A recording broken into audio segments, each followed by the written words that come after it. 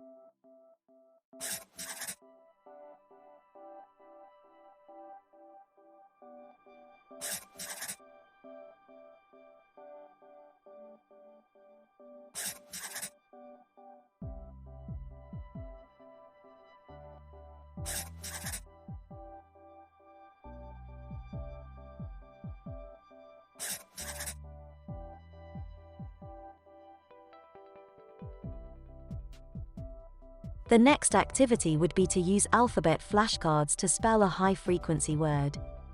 You can do this as a class, in groups, or independently. It also works really well during remote learning activities too.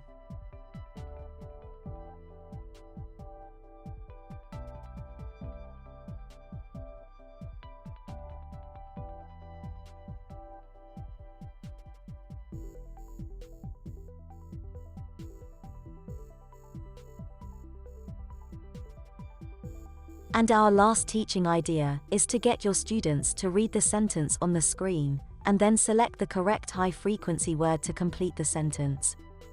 All these activities are suitable for remote learning, and are very easy to make. Check out some of our other videos to see how you can do this.